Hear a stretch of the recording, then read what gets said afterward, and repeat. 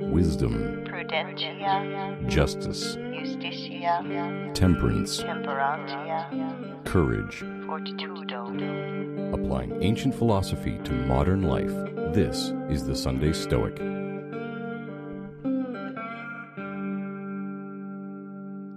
Welcome to the Sunday Stoic Podcast. My name is Steve, coming to you from beautiful Central Ohio, and I'm joined once again by my co-host in crime, Dan of Queens, New York City.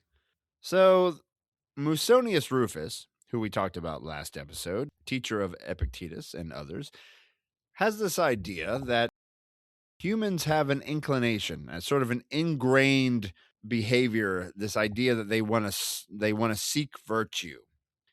So there's the seed of virtue in all of us. So from the lowly peasant toiling in the fields to El Presidente in charge of everything, there's a seed, at least a potential of virtue there. Something that's almost innate and natural is his argument there. This idea that we all are capable of virtue and that it's natural for humans to pursue virtue. So that's what we're going to talk about this week.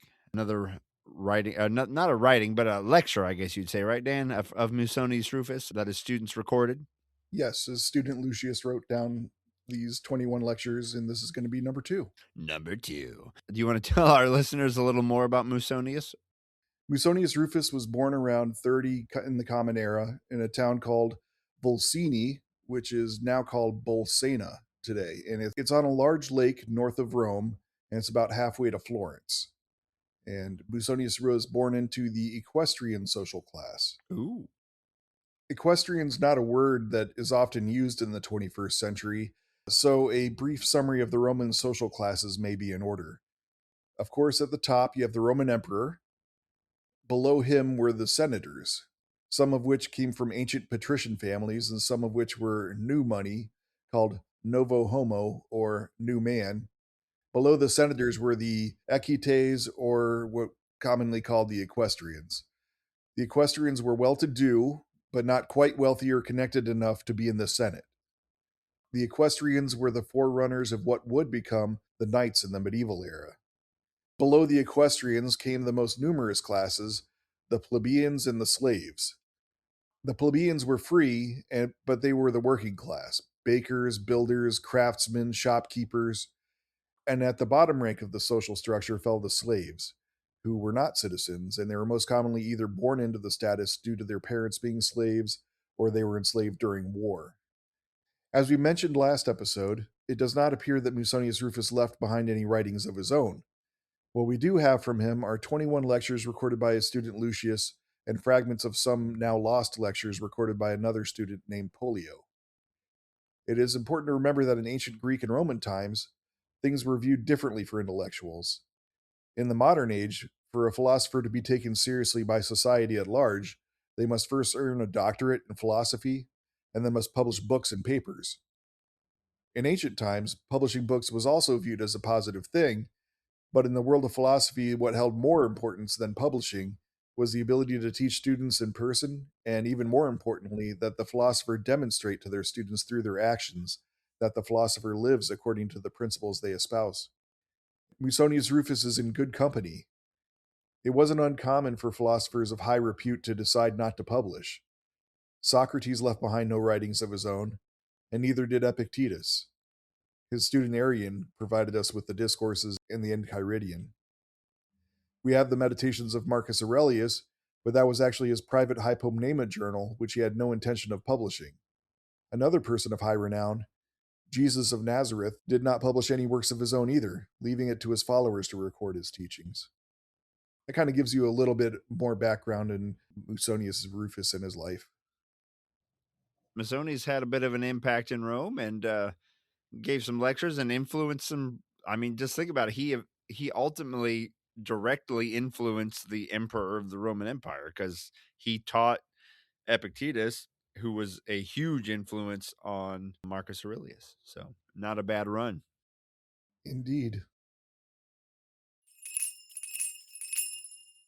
All of us, he used to say, are so fashioned by nature that we can live our lives free from error and nobly, not that one can and another cannot, but all. Musonius Rufus, Lecture 2. That reminds me a bit of why Massimo Pigliucci liked the Stoics. I remember he referenced the idea that the Stoics appealed to him because virtue and therefore eudaimonia was available to everyone, not just, as Aristotle said, those who had virtue, but also were born in the right family and were handsome and had the right external circumstances. The idea that And this is physically available to healthy and everyone. strong. And Yeah. It's not always easy. It might be harder to express that virtue depending on your circumstances, but it's possible, which is what we're looking for here. yeah, this reminds me a little bit of like natural law theory, the idea that we're all imbued by nature with certain characteristics and traits. Founding Father said that we're all created equal and we all have certain rights. Obviously, right theory came along later. The Stoics were more into duties owed rather than rights possessed. But the idea is that humanity is endowed with certain traits by nature or God, Yeah, human nature was a big deal to the Stoics. right? And that nature being that we are rational and social creatures. Yeah, there are things we're innately born with because of who we are. And as you said, being rational and social were the were the big ones, and along with being rational is the inclination towards virtue. In the care of the sick, we demand no one but the physician to be free from error, and in handling the lyre, no one but the musician, and in managing the helm, no one but the pilot.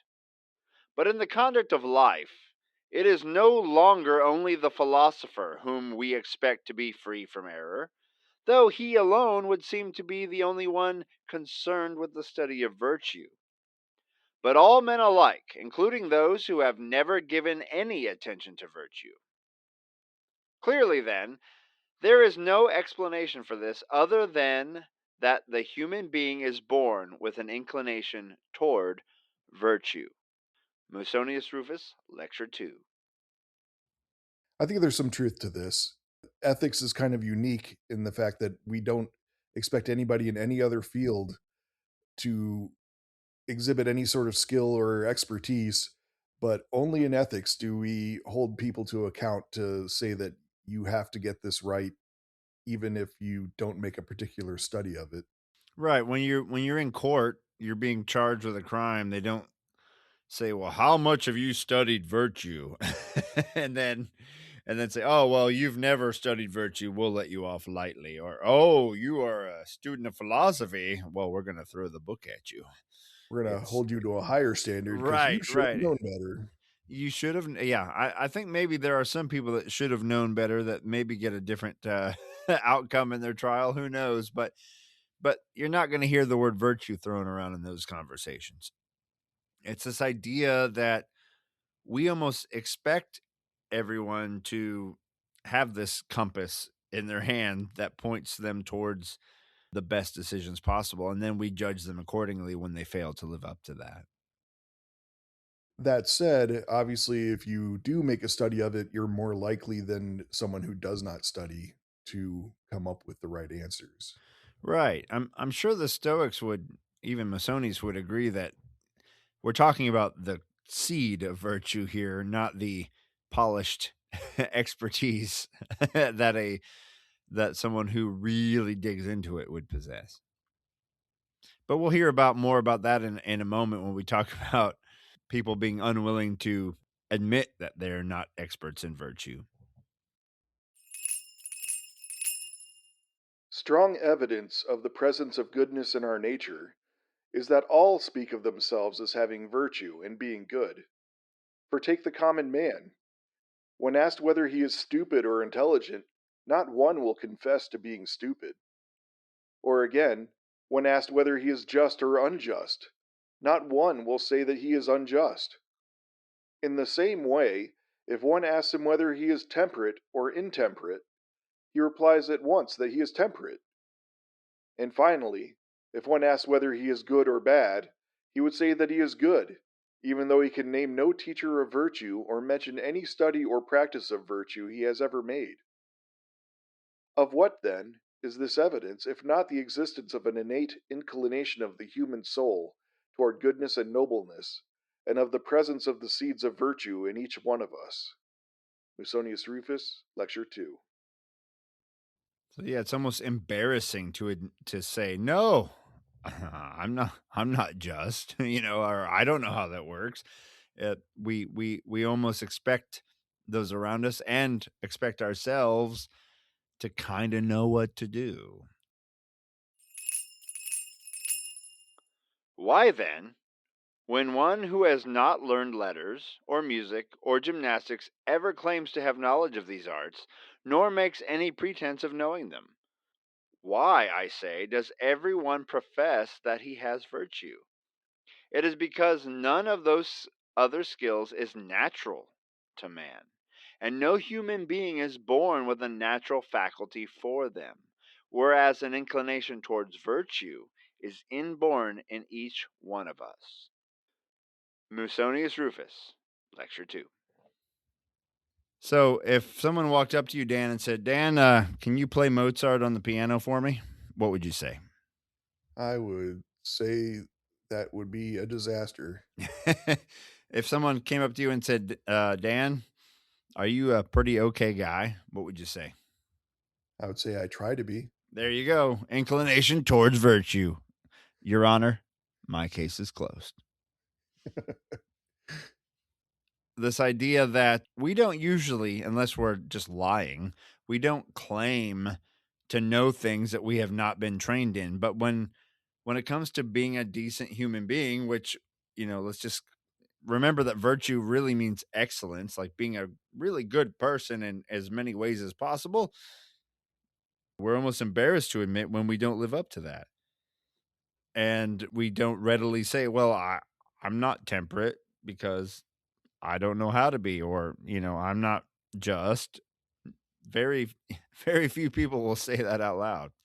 And the idea here is that from Musonius is that it's because we are innately endowed with this inclination, this seed of virtue that we have some idea of what it is. That doesn't mean we've actually allowed that seed to grow and flourish and become what it could be, which is, as he would argue, I'm sure, would be the role of philosophy. But we all kind of have an idea of what it is, and we are reluctant to admit that we're not good at some of it. I think that's a pretty good summary. So, what do you think, Dan? What do we do to polish up our inclination towards virtue, that little seed? How do we cultivate it? First, you have to study philosophy, and if you're listening to this podcast, chances are your favored philosophical school will be Stoicism, but it doesn't have to be. You can look at any of the other life philosophies and try to pick one out for yourself. But after you get an idea of the theory, you have to immediately start trying to apply it in real life, because if you don't, then what use is it? Right. It's like studying how to change the oil in your car and then never actually changing the oil in your car. It's like, okay, do you know how to change it? Yeah, I'm pretty sure. Have you ever done it? No. And as I believe it was Epictetus pointed out that who would you trust to be your doctor? The one that studied all the books, or the guy who studied some books and then he actually treated patients for years and became skilled in the real world? And of course, you would want the doctor who actually treated patients, not the one that just read theory on the subject. Right. Because without application, all of this is just hot air, right? So Yes. what have you actually learned? I fall into the camp that nobody has achieved sagehood, Right. but we do desire virtue. And I think that's the evidence that we have the seeds of virtue in us, is that we recognize its value and we try to make progress toward it. Yeah, I agree. And so we'll come back to hear what else Musonius has to say within the next 7 days or so. Yes, and I think the next one will be his first lecture where he discusses women's issues. Ah, yes, he's pretty famous for that, so that'll be kind of fun to dig into. So, if you have any questions, comments, concerns, you can email us sundaystoic@gmail.com. Meanwhile, remember to recognize in yourself, but also to help you bear with others. You are part of this cosmopolis. Recognize the seeds of virtue in others. Not everyone has been able to allow those seeds to grow like you may have. So you may need to be kind. You may need to help them cultivate it by teaching them or by bearing with them. And it'll help to make you a better person and help make society a better place to be if you pay attention to this stuff and think about it throughout your day. Don't just hear us talk about it and move on. Try to apply it in the way you think, the way you interact with others. And that'll help you to get out there and seize the day. Carpe diem. Wom, bom, bom,